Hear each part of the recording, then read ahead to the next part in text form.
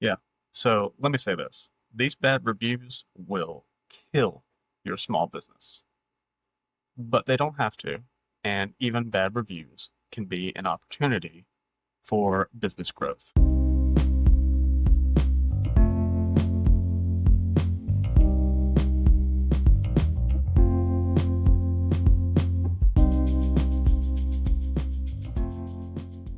Hey everybody, it's Alan from Blue 7 Content, and today, you guessed it, we are talking about business reviews on a Google Business Profile. Something that we all think about and may stress about, but you don't have to stress even if bad reviews happen. They're going to happen, but how you respond and the actions you take after that really matter. Your business is your baby, and you want to know something about babies? Nobody, and I mean nobody, is going to care about the baby as much as you do. It's your business, yours. You may find great people to work for you, but they are never going to care about the business as much as you do. They're just not. It's not theirs. So I say that to bring your attention to how important it is for you to find the right people, find people you can trust, and to train them properly. Because if you don't train your employees properly, they could kill your business. Small businesses live or die by a few things. Word of mouth is one, but those reviews are unimaginably important. Let me give you some real life examples from a client we're working with. So they have very strong local competitors, but these competitors are looking a little less strong the closer that we look at them. And now I went down this rabbit hole of looking at local competitor reviews, one, because they're my client and I have to know what they're up against in the area, but two, because we had some customers that came into their place and told them that they decided to come there because the reviews for the other shops in the area just weren't that good. They had bad recent reviews. I decided to take a closer look because I hadn't looked in a few weeks, but listen, these reviews are not good. And I'm going to read through some of them with you, and I can tell you what I think is happening and some of the things that maybe they are or are not doing to respond to those. I'm going to look at some of them. I'm going to put them on the screen while I'm talking through them so that you can also look through with me. Okay, so here's one. Do not recommend. Explanation point, explanation point. Go ahead and pass this place on by. The older woman with purple hair legit killed my vibe this morning with her sour and poor attitude. Oof. That's kind of damning. Move on to another one. Here's one. The coffee is delicious, but the staff was extremely rude. We stood at the register and they completely ignored us.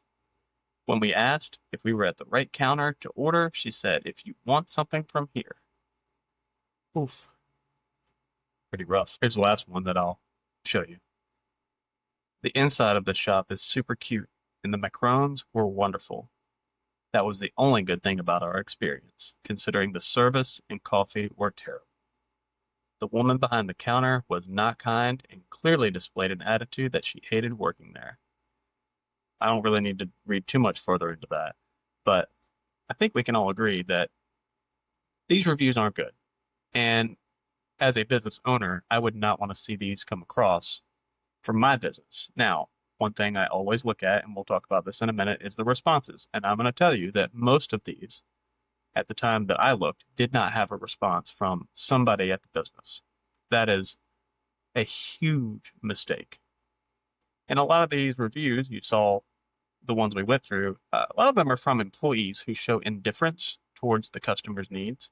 I'm almost willing to bet that none of these reviews were about the owner, because the owner probably wasn't the one giving people a bad experience, although that can happen. The responses to these, if any, didn't really go the way they should have. So let's talk about this for a minute. As a business owner, you have to set clear expectations when you are hiring. Don't hire and train off of vibes alone. Be explicit with your instructions. Leave very little wiggle room for ambiguity. Set the expectations of how your employees should respond when people walk into the store, when people have questions. If there is an issue that arises, teach them how to handle that. And if they ever have questions or aren't sure how to respond, make sure they can get a hold of you or somebody who can give them an answer very quickly. Now, if you do get a bad review, don't worry. In fact, think of this as an opportunity.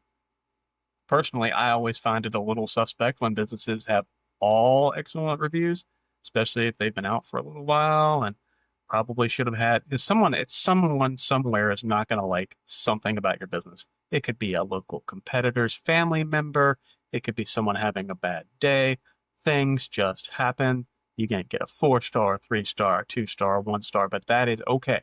When I am looking to go somewhere and I'm looking at reviews, one thing that I always do, the first thing that I do, is I click lowest to highest on the reviews. I want to get to the nitty gritty right away. I want to know what the worst thing that people have to say about this business is, because usually there's something bad that has happened. You can also find the owner's or the manager's response, and those responses mean everything. How you respond to a bad review can mean the difference between getting more customers or chasing somebody to a competitor around your area. Even if you think the person who left the review for you was dead wrong, don't. And I repeat, do not go in ready to fight. You will never win. And I'll tell you why you're never going to win. Because when you open a business and you serve the public, your reviews and your responses to these reviews are now in the court of public opinion. If you go in fighting, if you go in feisty, defensive, you're almost never going to win. Even if you deserve the bad review, though, you can come out of this on top. And there are two things that I think everybody should do when they get a mid to bad review. One is respond. Simple. We'll go into that in a second. And two is fix the issue if there's an issue. So let's start with one. Always respond. Victoria and I coach all of our clients on this. We tell them to respond to all of the reviews, positive, not so positive, middle of the line, leave a response. People that leave reviews love to see someone respond to their review, and it makes them more likely to come on back in, especially if it was a good review. So we coach our clients to respond. So how should you respond if a bad review comes in? First, again, don't go in fighting and stay calm. Again, remember that person on the other side of that review may have had a bad day. They may actually not even remember they left a review. They may actually regret the review. So I ask clients to go in calmly and keep that in their head the whole time as they're writing a response. If they're mad, sit on the response, wait a day or two. There's no need to jump right in. So when you do respond, one thing you need to do is acknowledge the reviewer's dissatisfaction and apologize. Even if, again, you think the client is 100% wrong, the customer is wrong, you're sorry that the experience wasn't what they expected. That's kind of disarming, right? When you say that, we are sorry that this wasn't what you expected. Again, even if you think the review is undeserved, that will get you a long way. You're not going to win by being combative. You offer to make it right if that is within your power to do so. Sometimes it's not. Sometimes you have to be gracious and move on. And I'll give you a local example of that, a recent example in our area. A store opened. In their name, they have what some people would consider a bad word. The word is ass. And I personally, I'm not offended by that word. I see how some people may be offended by that word. Before this place even opened, someone left them a bad review saying that kind of name shouldn't be on a sign in the local community in a family area. Now, there's nothing that business can do really to make that right. They can leave a calm response and say, well, we're very sorry that you're not a fan of the name. If you do want to come in and try some coffee, we'd love to see you. It's just sometimes you can't win. Now, are you allowed to clap back? Yeah, if you need to. If the review is from someone who's just being petty or from someone who's never been a client, you can explain that in the response. And I've seen this done very well a few times. One of them that I can think of off the top of my head is Conrad Song, president of Mockingbird Marketing. I've watched him do this masterfully on his own Google business profile. Someone left him a bad review. someone that he had never worked with. It was a competitor, if you could call this person a competitor to begin with. But the response that Comrade left was amazing, and it was great to show his clients how to respond in situations that are just like that. A bad review that really shouldn't have happened, but his response, I guarantee you, people have looked at and decided, hey, we need to call him because this guy's real. Like, this is real. So we respond. However, you do respond, just make sure you do it calmly.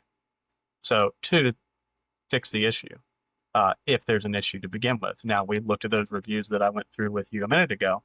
Clearly, there's an issue, and that was from 3 different places. That wasn't all from one place, by the way. So there's clearly an issue. A lot of it is a single employee causing the problem. That's usually easy to pinpoint and take care of. You talk to that employee. If it becomes an ongoing issue, you maybe let that employee go. However, sometimes your reviews may show that there's a systemic issue within your business. Now, this could take a little bit longer to fix.